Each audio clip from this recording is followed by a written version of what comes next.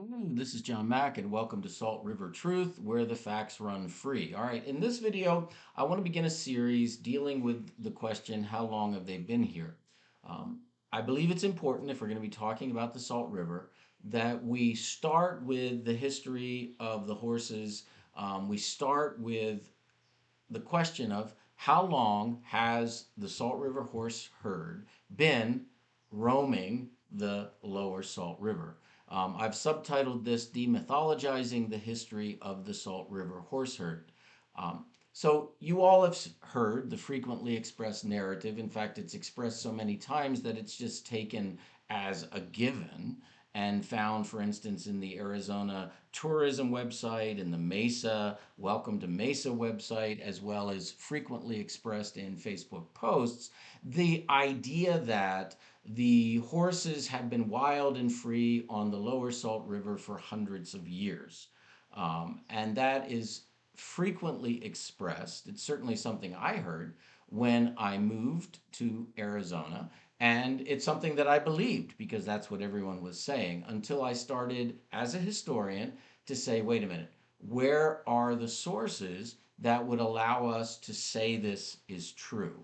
And that's when I began the process of investigation that I'll share some of the fruits of this research with you today. All right, so almost all of the statements that are being made about the long hundreds of years history of the Salt River horse herd are based on a single article that's found in one newspaper in 1890, and that's this article in the Arizona Champion.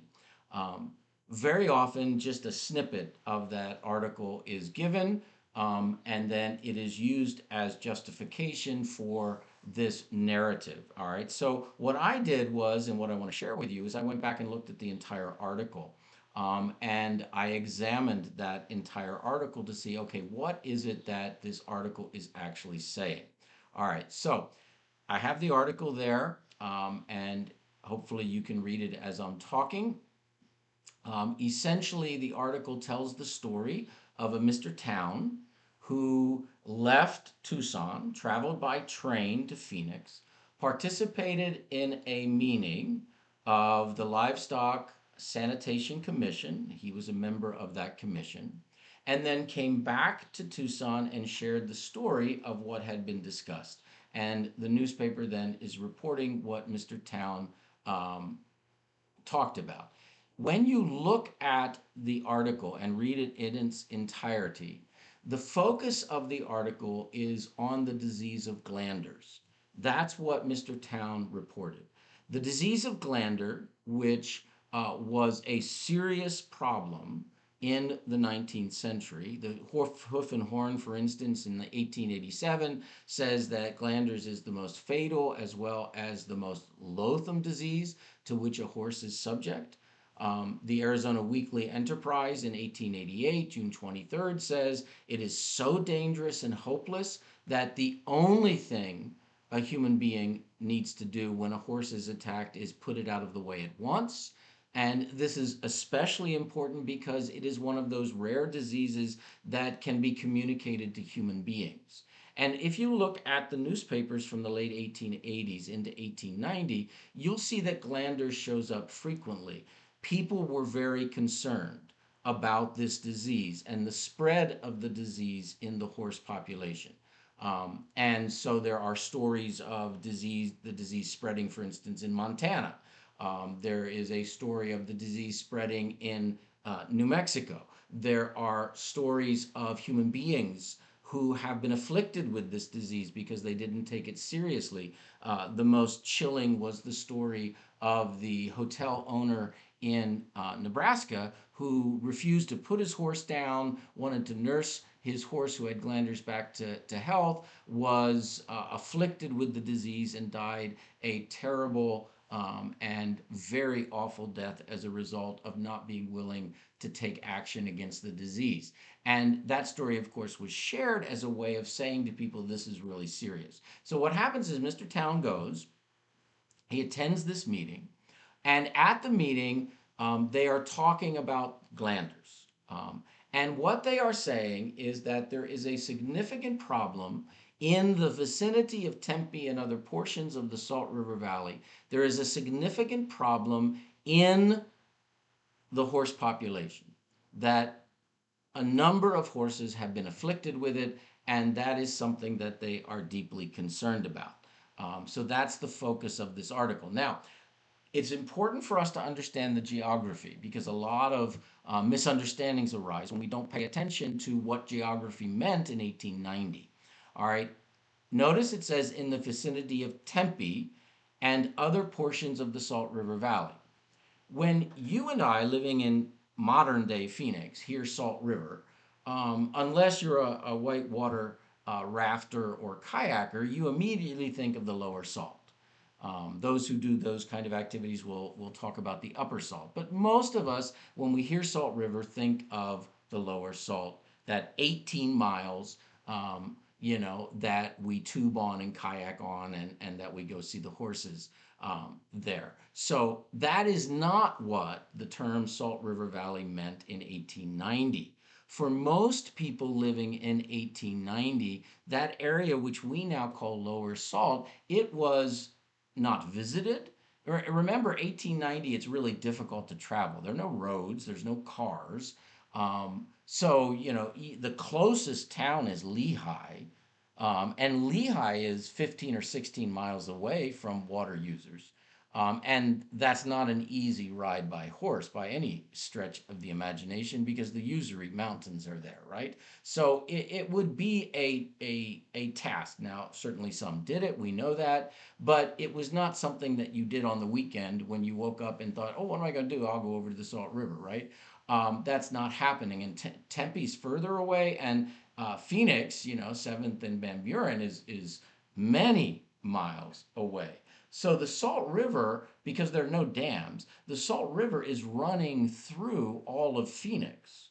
I mean, the Salt River is what the Hohokam built those canals for, right? So you have to think of this area before the dams and understand that this river is running the whole way through Phoenix, where it then dumps into the Gila, and then the Gila goes down to the Colorado. And so the Salt River Valley, and this is a map from the 1890s, and I want you to see the Salt River Valley, this whole area is the Salt River Valley. All right, so it's not that 18 miles we think of as the lower salt, it is the entire valley. And all that is being said in this particular article when it comes to geography is that there is a problem with horses who have glanders who live in the vicinity of Tempe and other portions of the Salt River Valley. It is not saying anything specific about what we call the lower Salt River. The key point of the article is that the Territorial Livestock Sanitary Commission lacks the legal authority to deal with the problem of multiple horses afflicted by glanders. That's what town was reporting. We've got this problem, we have this disease, but the Territorial Livestock Sanitary Commission only had the legal authority to kill or put down or euthanize infected livestock that are entering into the territory. For instance, there's an article in 1893 of a man who brings a mule into Phoenix. It's examined by the Sanitary Commission. It's found to have glanders and it's immediately euthanized. That is what they could do. They had the legal authority to stop um, livestock that was ill from entering into the territory. But they did not have legal authority to do anything about infected livestock already present in the territory. Now, the term native stock and native animals in this context refers to livestock already in the Arizona territory. And the article is saying the Livestock Sanitary Commission lacks any legal authority to deal with this growing problem. And that's what Town was reporting, that there's a problem here. So when it uses the term native in this article, it is referring to animals already in the territory. The term native offers no information about the history of these animals, how long they've been here, or how they got here. It simply says they're native, they're here. Notice also that horses are referred to as stock. They are native stock, which, in the context of this article, since it's about the Livestock Sanitary Commission, that means it is referring to livestock, horses as livestock. And this is confirmed by two additional points. Again, since the article is about the Livestock Sanitary Commission, it's focused on livestock, not wild animals. All right. And also, the last sentence of the article confirms this. The last sentence of the article says, with this exception, what exception? The exception of these horses with glanders. The stock in all parts of the territory are reported to be in the most excellent condition.